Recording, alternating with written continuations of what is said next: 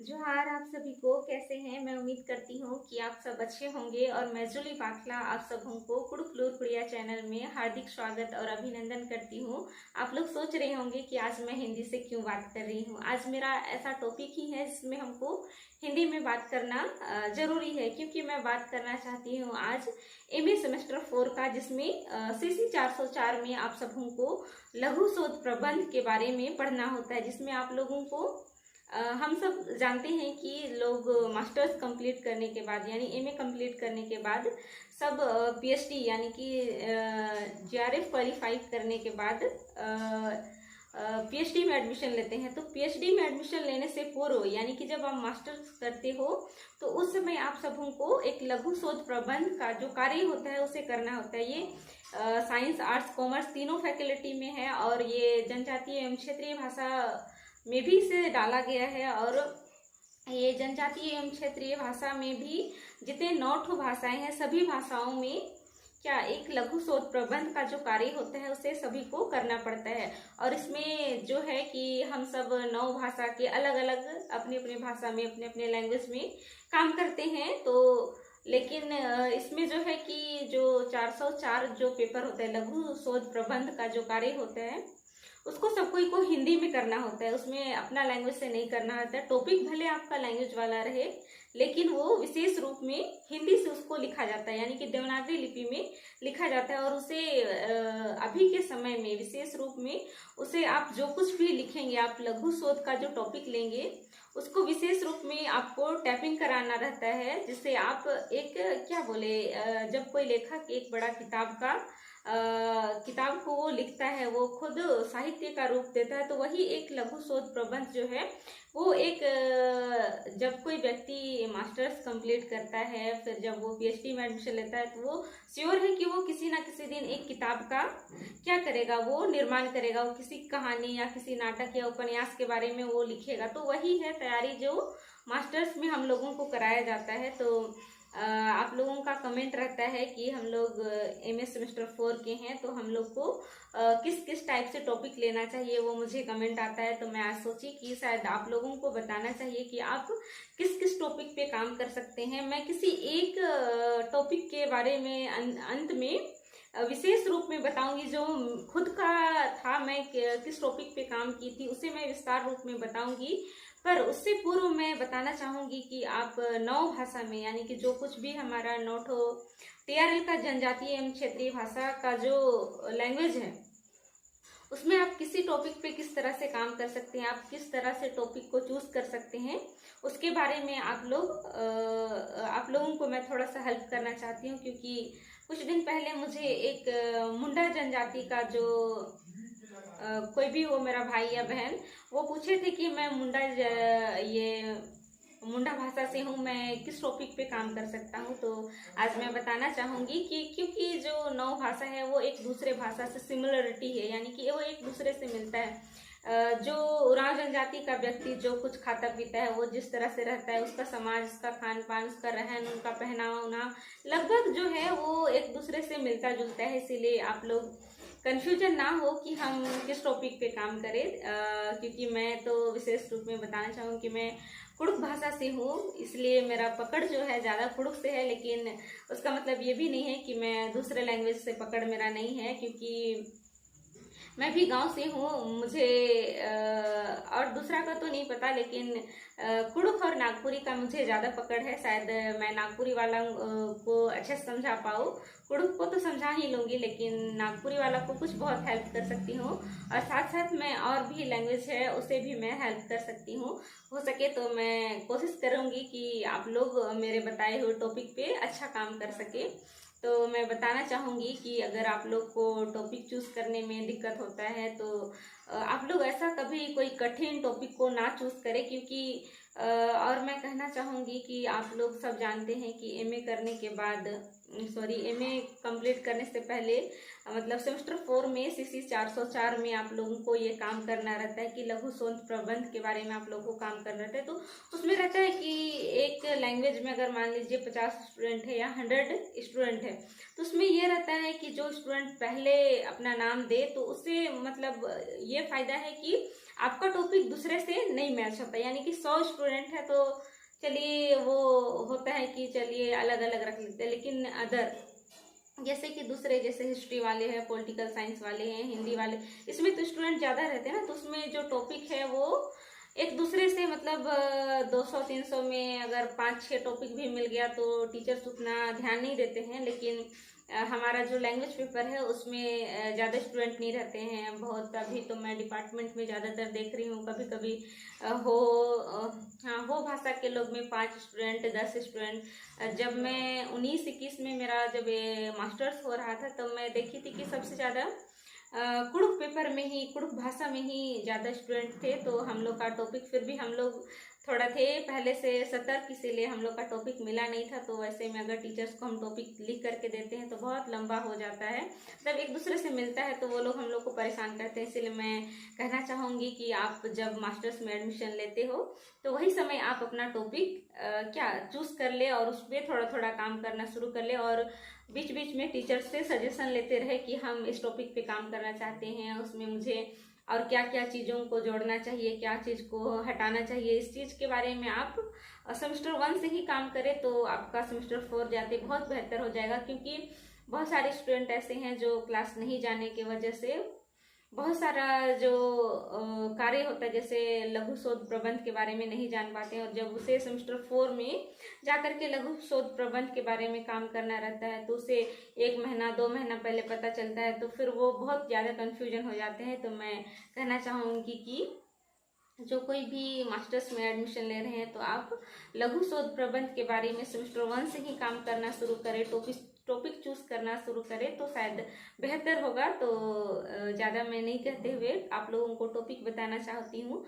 ज़रूरी नहीं है कि मेरा बताया हुआ टॉपिक ही आप लोग चूज़ करें, लेकिन आप लोग कोशिश कीजिएगा कि जो आप अपने गांव घर में देख रहे हैं, अपने समाज में देख रहे हैं, आप खान पान पे देख रहे हैं, उसी पे काम करिए, ताकि आप लोग को जो इमेजेस है, जो फोटो है, उसको भी आपको कलेक्ट करने में दिक्कत ना हो और आप लोग उसमें अच्छा से काम कर सकते हैं, ऐसा मेरा मानना है। तो मैं आप लोगों को बताना चाहती हूँ कि विशेष रूप में लैंग्वेज वालों को कि आप किस किस टॉपिक पे काम कर सकते हैं। सबसे पहले तो मैं कहना चाहूँगी कि हम सब गांव में रहते हैं, तो अगर गांव में रहते हैं तो हम सबसे पहले अखाड़ा को देखते हैं। तो हम इसमें सबसे पहले हमें ये टॉपिक मिलता है कि जैसे मान लीजिए हम उरांव जनजाति के बारे में ही बोल रहे हैं, तो सबसे पहले हम कह सकते हैं कि उरांव जनजाति में अखड़ा का महत्व, ये भी एक क्या है टॉपिक है। तो उसमें ये सिर्फ उरांव जनजाति के लिए नहीं है, ये मुंडा हो, संथाली, नागपुरी, पंच परगनिया, कुरमाली, खोरठा, ये कुछ भी मतलब 9 भाषा में सभी के लिए आ सकता है कि मुंडा जनजाति के लोगों का अखड़ा का महत्व, यानी मुंडा जनजातियों में अखड़ा का महत्व भी एक टॉपिक हो सकता है कि मतलब उसमें आप किस तरह से काम कर सकते हैं। सबसे पहले तो आपको बताना पड़ेगा कि अखड़ा क्या है, अखड़ा में किन किन चीज़ों का वहाँ विशेष रूप में आयोजन किया जाता है। सिर्फ वो नृत्य के लिए किया जाता है, या तो फिर कोई मीटिंग के लिए किया जाता है, या तो फिर क्या उसे एक विवाह सब में जो संस्कार होता है कि लड़की, विशेष रूप में एक लड़की का विवाह जब होता है, यानी कि लड़की के लिए बारात आता है, तो बारात परछाने के बाद बारात वालों को नाचते हुए अखाड़ा में ले जाकर के उसमें, यानी कि अखाड़ा को हम लोग एक नाटक का रंगमंच भी समझ सकते हैं। मतलब विशेष रूप में बारात के दिन वहाँ एक रंगमंच के रूप में वहाँ नाटक करके दिखाया जाता है। तो हम उस टॉपिक में बहुत मतलब अखाड़ा के बारे में बहुत लंबा लिख सकते हैं, वो भी हमारा क्या बहुत सारा काम उसमें हम लोग का हो सकता है। तो वो हम लोग एक टॉपिक अखाड़ा का ले सकते हैं। और सबसे पहले कि हम लोग अपने गांव घर में रहते हैं तो क्या एक उरांव जनजातियों का खान पान और उनमें पाए जाने वाले विटामिन, ये भी आप लोग का एक टॉपिक हो सकता है। जैसे कि अगर खान पान के बारे में अगर आप लिख रहे हैं तो उसमें चावल, दाल, मांस, मछली सब कुछ आ सकता है। लेकिन अगर आप विशेष रूप में जैसे कि आप एक टॉपिक रख सकते हैं कि उरांव जनजातियों में हरी साग सब्जियों का महत्व, एक अध्ययन, ये भी हो सकता है कि मतलब उरांव जनजाति के लोग कौन कौन सा साग को खाते हैं और उस साग में किस तरह का विटामिन है, उसे कैसे खाया जाता है, उसे कच्चा खाया जाता है या तो फिर पक्का खाया जाता है, या तो फिर उसे उबाल करके खाया जाता है, या तो फिर उसे सुखा करके खाया जा सकता है। इस तरह से बात होता है, तो उसमें भी आप काम कर सकते हैं। जैसे कि जब मैं जिस बैच में पढ़ती थी, वहाँ एक मेरी सहेली थी जिन्होंने मतलब उरांव जनजातियों के साग पात का एक महत्व उन्होंने एक टॉपिक चूज किया था, और उसमें उन्होंने लिखा था, मतलब एक साइड वो अगर मान लीजिए बेंग साग के बारे में अगर वो लिख रही है, तो बेंग साग के बारे में उन्होंने बहुत अच्छा से विस्तार रूप से लिखा था कि बेंग साग है जो कहाँ पाया जाता है, उसे किस तरह से उगाया जाता है, उसे किस तरह से पका करके खाया जाता है, उसे कच्चा खाया जाता है, उसे पका करके खाया जाता है, उसे बॉईल करके खाया जाता है, या तो फिर उसे सुखा करके रखा जाता है, या तो फिर सुखाने के बाद उसको खाया जाता है, और उसमें कौन सा विटामिन पाया जाता है उसके बारे में उन्होंने लिखा था। तो वो कितना अच्छा टॉपिक था ना, कि वो हम लोग जो चीज़ खाते हैं उसको वो कितना अच्छा रूप में उसको उन्होंने बताने का प्रयास किया। और फिर साथ में मैं बताना चाहूँगी कि जब आप लोग लिखते हैं तो दाहिने साइड, यानी कि आप दाहिने साइड लिखेंगे कि मैं बेंग साग के बारे में बता रही हूँ, तो वो दाहिने साइड लिखा जाता है, और बाएं साइड का जो पेज होता है, यानी इधर का जो पेज होता है, उसमें आप क्या बेंग साग का जो इमेजेस है, जो फोटो है, उसे आप कलेक्ट करके लगा सकते हैं, ताकि आप उससे विस्तार रूप से बता सकते हैं कि बेंग साग इस तरह से रहता है, इस तरह से दिखाई देता है। तो उसी तरह से आप क्या अब इसमें भी बहुत सारा टॉपिक चूज करना रहता है कि क्या वो साग है तो वो पेड़ में होता है कि जमीन में होता है कि वो लतर में हो सकता है। तो ये आप लोग का क्या 3 भागों में बांटा जा सकता है कि पेड़ में पाए जाने वाले साग, और जमीन में पाए जाने वाले साग, और लतर में पाए जाने वाले साग। तो वो उसे 3 भागों में बांटी थी, और उसे 3 भाग में उन्होंने काम किया था। तो आप लोग इस तरह से मतलब खान पान का अलग टॉपिक रख सकते हैं, विशेष रूप में साग का आप लोग अलग से टॉपिक रख सकते हैं। उसी प्रकार अगर आप लोग जैसे कि आप लोग जैसे उरांव जनजाति है तो फिर मुंडा जनजाति का ही हम उदाहरण लेते हैं, तो आप लोग एक ये भी टॉपिक रख सकते हैं कि मुंडा जनजाति के लोगों का साज सज्जा एवं पहनावा एक अध्ययन, ये भी टॉपिक आपका हो सकता है, जिसमें आप अच्छे तरह से बता सकते हैं कि मुंडा जनजाति के लोग किस तरह से कपड़ा पहनते हैं, किस तरह के श्रृंगार का वो प्रयोग करते हैं। जैसे कि हम लोग अगर इसे नॉर्मली बात करें तो छोटा सा टॉपिक होता है, लेकिन अगर हम लोग उसे विस्तार रूप से जाने तो हम लोग इस तरह से जान सकते हैं कि जब एक छोटा बच्चा घर में पैदा होता है तो उसका जब नामकरण होता है, तो नामकरण के समय उनके दादा दादी या मम्मी पापा या तो उसके रिश्तेदार उससे छोटा छोटा जो जेवर गहना देते हैं, उसके बारे से ले उसके मतलब उस समय से ले करके आप एक बुढ़ापे तक का जो श्रृंगार होता है, जिनका जो पहनावा होता है, मुंडा जनजाति के लोग किस तरह से पहनते हैं, हो जनजाति के लोग किस तरह से पहनते हैं, उरांव जनजाति के लोग किस तरह से पहनते हैं, उसके बारे में भी आप लोग लिख सकते हैं कि जब बच्चा छोटा रहता है तो वो किस तरह से छोटा छोटा चूड़ी पहनता है, उसको क्या बोलते हैं, वो किस तरह से दिखता है। फिर वो जब थोड़ा बड़ा होता है तो उसका कंछेदी का जो नेग होता है, नियम होता है, तो वो किस तरह से होता है, वो किस उसे कौन छेड़ता है कान को, फिर उसे किस तरह का मतलब जो पहनावा है उसे वो पहनाते हैं, वो सोने का होता है, वो चांदी का होता है, वो पीतल का होता है, या तो फिर वो नॉर्मली किसी कांटा से छेड़ते हैं। तो उस तरह का बात को आप बता सकते हैं। फिर जैसे जैसे बच्चा बड़ा होता है, जब वो बड़ा होता है, विशेष रूप में अगर हम किसी लड़की बच्ची के बारे में अगर लिख रहे हैं तो उसमें बहुत सारा टॉपिक मिल सकता है कि जब छोटी बच्ची रहती है तो वो किस तरह से जेवर गहना का वो धारण करती है, फिर वो बड़ी होती है, उसके बाद उसका विवाह होता है, फिर जब वो बूढ़ी हो जाती है तो किस किस तरह से पहनती ओढ़ती है, उसके बारे में भी हम काम कर सकते हैं। जैसे उदाहरण के लिए मैं बताना चाहूँगी उरांव जनजाति में कि बच्ची जब छोटी रहती है तो वो बला पहनती है, फिर वो उसका कंछेदी का जो नेग होता है तो वो सोने या तो फिर सोने का जो कंसी होता है उससे उसका कान छेदा जाता है, तो उसको भी हम बता सकते हैं कि कंछेदी कितने दिन में होता है और उसे कौन छेदता है, किस तरह से होता है। फिर वो थोड़ी बड़ी होती है तो किस तरह का जेवर गहना पहनती है, जैसे कि जब लड़की जवान हो जाती है तो वो खोंसो पहनती है, कान बाली पहनती है, गले का जो पहनती है, हाथ का जो पहनती है, पैर का जो मतलब जैसे कि जो कुछ भी वो पहनती है पहले के ज़माना या तो फिर अभी के ज़माना में, तो उसको आप लोग इमेज के साथ बता सकते हैं, उसको लिख सकते हैं।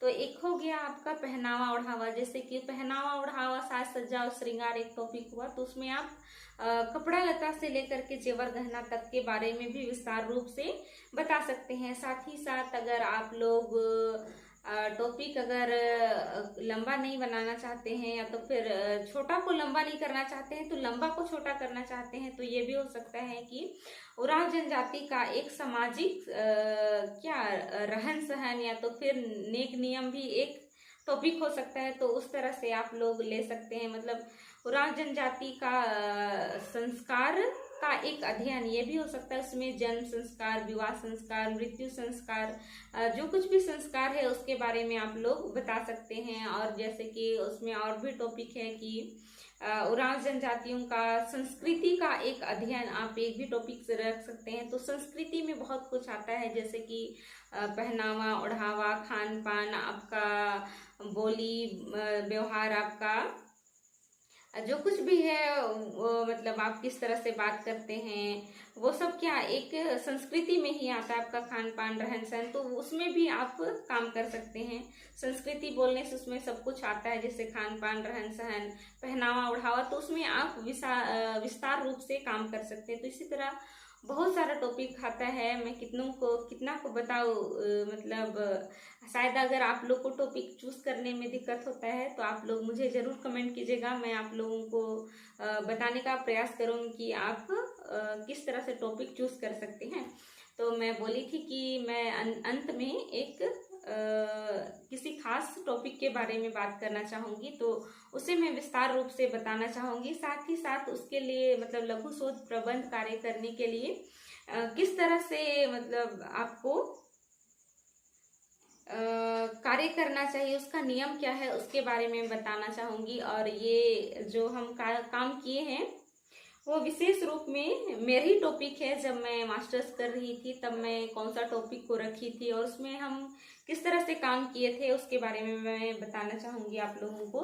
तो मेरा सेशन था जब मैं जनजातीय एवं क्षेत्रीय भाषा विभाग रांची विश्वविद्यालय में पढ़ती थी, तब मैंने एक टॉपिक मेरा लघु शोध प्रबंध में रखा था। तो मेरा टॉपिक जो था वो था झारखंड में उरांव जनजाति का मृत्यु संस्कार का एक अध्ययन। मैंने टॉपिक रखा था। शुरू में मैं बताना चाहूँगी कि जब मैं ये टॉपिक दी थी टीचर्स को तो वो बोले थे कि बहुत छोटा होगा। तो मैंने उसे समझाया टीचर्स को कि कैसे छोटा होगा सर, हमारे में तो इस तरह से होता है, जब छोटे बच्चे का मृत्यु होता है तो उसका अलग मृत्यु संस्कार अलग तरह से किया जाता है। अगर कोई सुसाइड करता है तो उसका मृत्यु संस्कार अलग होता है, या तो फिर कोई गर्भवती स्त्री का मृत्यु हो जाता है तो उसका संस्कार अलग होता है, कोई बूढ़े हो जाते हैं तो उसका मृत्यु संस्कार अलग होता है। तो इस तरह से हम लोग का मृत्यु संस्कार जो है वो अलग अलग है। तो इसलिए मैं इस तरह से विस्तार पूर्वक बताना चाहती हूँ।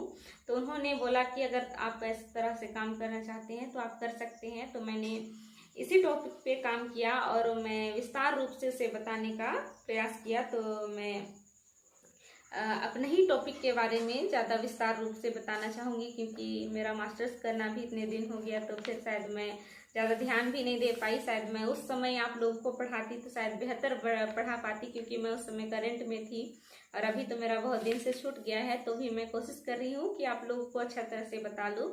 तो मैंने इस तरह से काम किया था। तो मैं बताना चाहूँगी कि अगर जब आप इस टॉपिक पे काम करते हैं तो सबसे पहले आपको टॉपिक चूज करना पड़ता है। फिर उसका नियम होता है कि आप किस किस तरह से फ्रंट पेज बनाओगे। तो फ्रंट पेज खत्म होने के बाद जब आप टॉपिक पे घुसते हो अंदर, तो सबसे पहले आप जब टॉपिक लिए हो कि जैसे मैंने लिया है कि झारखंड में उरांव जनजाति का मृत्यु संस्कार का एक अध्ययन मैंने टॉपिक लिया था, तो सबसे पहले हमको लिखना रहता है प्रेरणा। मैंने इस टॉपिक पे काम करने के लिए किस तरह से प्रेरणा लिया उसके बारे में हमको लिखना पड़ता है 2-4 पेज। उसके बाद हम लिखते हैं, इसमें प्रेरणा में आपको ये भी बताना है कि आपने क्यों इस टॉपिक को लिया और इस टॉपिक पे क्यों आप काम करना चाहे, और फिर इसमें आपको कोई चीज़ खास दिखा उसके बारे में भी बताना रहता है। तो मैंने जब प्रेरणा के बारे में लिखा था तो शायद इसमें लिखा हुआ उल्टा दिखेगा, लेकिन मैं जो चीज़ बताना चाहती हूँ शायद आप लोग ये जान पाएंगे। तो मैंने जब काम कर रहा था, यहाँ ब्लैक एंड व्हाइट दिख रहा है, तो यहाँ जो है मैं गांव में बूढ़े बुजुर्गों के साथ बैठा उठा करती थी, तो मुझे लगा था कि मुझे इस टॉपिक में काम करना चाहिए। तो मैं जब इस चीज़ के बारे में पता कर रही थी लिखने समय, तो मैं बूढ़े बुजुर्गों से जिनसे मैं पूछी थी, जिनसे मैं इस टॉपिक पे काम करने के लिए प्रेरणा ली थी, तो मैंने उस समय उन लोगों का इमेजेस ले लिया था, साथ में मैं भी थी, तो उसे मैंने यहाँ पे फोटो ले लिया है और फिर उसे लगा दिया है। तो आप लोग भी इस तरह से काम कर सकते हैं कि प्रेरणा मैंने कैसे किस तरह से लिया, तो वो आप लोग का क्लियर हो जाता है। तो हमने इस तरह से लिया था, उस फोटो को इधर लगाया। देखिए मैंने जहाँ लिखा वहीं पे फोटो लगाया, लेकिन उससे बाएं साइड लिखना रहता है, ठीक है। उसके बाद आता है प्रेरणा खत्म होने के बाद आपको लिखना रहता है आभार ज्ञापन। आप आभार ज्ञापन किस तरह से लिखिए, आप किस किस को उस टॉपिक पे काम करने के लिए किसको किसको आभार लिया, उसके बारे में आपको लिखना रहता है। उसके बाद आभार ज्ञापन जैसे खत्म होता है, वहीं पे आपको अपना नाम, आपका क्रमांक, पंजीयन संख्या और सत्र क्या है उसके बारे में लिखना रहता है। फिर आपके टॉपिक का क्या भूमिका है उसके बारे में आपको लिखना रहता है 2-4 पेज। उसके बाद आपको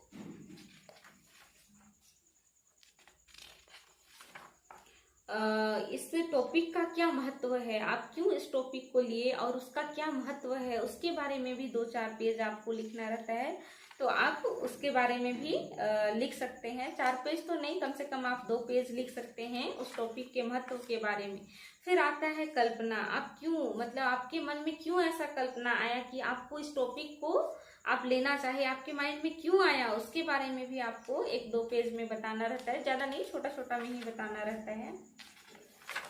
यहाँ भी मैंने अपनी कल्पना को बताया कि मैंने किस किस तरह से कल्पना किया और क्यों मैं इसको लिखना सही समझा, इसके बारे में मैं बताई। उसके बाद मैंने मृत्यु संस्कार का उद्देश्य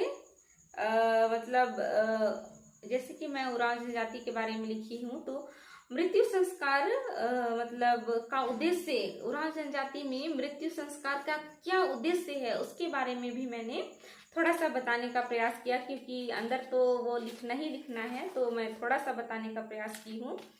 उसे मैंने खुद से लिखा है, शायद आप भी लिखने का प्रयास कीजिएगा। उसके बाद आता है लघु शोध की प्रविधि, यानी कि आप लघु शोध जब कर रहे हैं, जब लिख रहे हैं, तो आप कौन कौन सा विधि का प्रयोग किए हैं उसके बारे में भी लिखना रहता है। तो मैंने यहाँ पे थोड़ा सा लिखा है, मैं बता दे रही हूँ कि मैंने कौन कौन सा विधि का प्रयोग किया था। तो मैं यहाँ लिखी हूँ कि मैं अपने लघु शोध प्रविधि में निम्नलिखित इन विधियों को अपनाया है। उसमें से पहला है समाज शास्त्रीय विधि, दूसरा है साक्षात्कार विधि, तीसरा है प्रश्नावली विधि, और चौथा है अवलोकन विधि, और 5वां है रहस्य मूलक विधि, और 6ठा है शैली विधि, और 7वां है क्रमबद्ध विधि। तो मैंने कौन कौन सा विधि का प्रयोग किया उसके बारे में मैंने यहाँ लिखा। तो मैं लिखी हूँ कि मैंने अपने लघु शोध प्रविधि को पूरा करने के लिए इन सब विधियों को अपनाकर अपना लघु शोध प्रबंध का कार्य को पूरा किया है। मैंने इस तरह से किया। तो ये देखिए कि जहाँ से आप यहाँ पे मैं बताना भूल गई कि आप प्रेरणा से लेकर के आप जब तक विषय सूची तक नहीं आ जाते हैं तब तक आपको रोमन लिपि में 1-2 लिखना है। यानी आप जब पेज संख्या लिखते हैं तो प्रेरणा से लेकर के विषय सूची तक आपको रोमन लिपि में 1-2 पेज संख्या लिखना होता है। उसके बाद जब विषय सूची में आप आ जाते हैं उसके बाद आपको नॉर्मली 1-2 से 100 पेज तक पूरा करना रहता है। देखिए लघु शोध प्रबंध का जो कार्य है वो 100 पेज का मैक्सिमम होना चाहिए, ऐसा मैं जब खुद पढ़ रही थी तब ऐसा मुझे टीचर्स ने बताया था। लेकिन अभी मैं देखती हूँ, खासकर मैं भी बीएस कॉलेज की स्टूडेंट रही थी, इसीलिए मैं अभी कभी कभी टाउन जाती हूँ तो देखती हूँ कि सब प्रिंट आउट निकालते हैं और 30 पेज 40 पेज का वो लोग निकाल लेते हैं और ऐसे ही। लेकिन शायद जब मैं पढ़ती थी तो हमारे समय ऐसा नहीं था, हम लोग प्रिंट आउट नहीं निकाल सकते, उसे हमको खुद लिखना पड़ता था और उसे खुद टाइपिंग कराना पड़ता था, तो ऐसा था। लेकिन अभी तक मैं लैंग्वेज में तो ऐसा नहीं देखी हूँ कि वो लोग प्रिंट आउट निकालते हैं, लेकिन मैं दूसरे सब्जेक्ट में देखी हूँ। तो शायद मुझे ऐसा लगता है कि मास्टर्स करते समय प्रिंट आउट नहीं निकालना चाहिए, बल्कि खुद से लिखने का प्रयास करना चाहिए, ताकि आप क्योंकि आप मास्टर्स कर रहे हैं, आप में अपने भाषा अपने पेपर में कमांड होना चाहिए, मैं ऐसा सोचती हूँ। क्योंकि मैंने भी मेहनत किया था और मेहनत का फल आपको अपने जीवन में दिखेगा ही, क्योंकि आप प्रिंट आउट निकालेंगे तो शायद पता नहीं क्या होगा नहीं होगा, लेकिन जब आप खुद अपने हाथों से लिखिएगा तो उसका बात ही अलग होता है। उसके बाद आप इसीलिए कोशिश कीजिएगा कि आप खुद से लिखे, ऐसा प्रिंट आउट ना निकाले। तो फिर विषय सूची के बाद आपको लिखना रहता है 1 2 नॉर्मली। तो आप प्रथम अध्याय सॉरी विषय सूची में बताना भूल गई कि आप किस तरह से विषय सूची लीजिएगा। तो आप जब अध्याय बांटते हैं तो कम से कम आपका अध्याय 3 से 4 अध्याय होना चाहिए। तो हम पहले लिए हैं कि अध्याय 1 में कि उरांव जनजाति का सामान्य परिचय, यानी कि उरांव जनजाति का सामान्य परिचय आपको देना है। तो एक साइड मैंने अध्याय लिखा है, दूसरा शीर्षक लिखा है, तीसरा पेज संख्या लिखा है। तो अध्याय 1 में मैं ली हूँ कि उरांव जनजाति का सामान्य परिचय। उसके बाद अध्याय 2 में मैं ली हूँ कि उरांव जनजाति में मृत्यु संस्कार, और अध्याय 3 में है उरांव जनजाति के मृत्यु संस्कार पर किए जाने वाले प्रमुख संस्कार, यानी कि उरांव जनजाति में जब मृत्यु संस्कार पर किए जाने वाले जो प्रमुख संस्कार है उसके बारे में भी मैं बताई हूँ विस्तार रूप से। और अध्याय 4 में है उरांव जनजाति में गर्भवती स्त्री से लेकर बूढ़े बुजुर्गों का मृत्यु संस्कार, यानी कि जब उरांव जनजाति में एक गर्भवती स्त्री का जो मृत्यु अगर हो जाता है, उससे लेकर के, जैसे कि गर्भवती स्त्री है उसका मृत्यु हो जाता है, जैसे उसके बाद जब छोटा बच्चा जन्म लेता है उसके बाद उसका मृत्यु हो जाता है, तो उसका संस्कार किस तरह से होता है। फिर जो शादी नहीं किया रहता है, जो जवान रहता है, उसका मृत्यु हो जाता है तो उसका संस्कार किस तरह से किया जाता है। या तो फिर कोई सुसाइड कर लेता है तो उसका मृत्यु संस्कार किस तरह से होता है। या तो फिर कोई बूढ़े होकर के मरते हैं तो उसका मृत्यु संस्कार किस तरह से होता है, उसके बारे में मैं यहाँ लास्ट में बहुत विस्तार पूर्वक बताई हूँ। फिर अंत में आपको निष्कर्ष लिखना रहता है, फिर संदर्भ ग्रंथ सूची भी लिखना रहता है। तो मैं सोचती हूँ कि आप सब मेरा बताना को समझे कि आप किस तरह से टॉपिक ले सकते हैं, और फिर उसमें आप किस तरह से अध्याय को बांट करके उसे विस्तार रूप से बताइएगा। मैं ऐसा उम्मीद करती हूँ कि आप लोग मेरी बातों को समझे होंगे, और आप लोग को कहीं टॉपिक चूज करने में अगर दिक्कत परेशानी आता है तो मुझे ज़रूर कमेंट कीजिएगा। शायद मुझसे जो हो सके मैं आप लोगों को आप लोग का कमेंट को मैं रिप्लाई कर सकूँ और कुछ हेल्प कर सकूँ। तो मैं सोचती हूँ कि आप लोग मेरे वीडियो को अंत तक देखिए, और आप लोगों को वीडियो अच्छा लगा होगा तो प्लीज़ लाइक शेयर और कमेंट जरूर कीजिएगा। और कोई मेरे चैनल पे नए हैं तो चैनल को भी सब्सक्राइब कीजिएगा। तो थैंक यू मेरे वीडियो को देखने के लिए।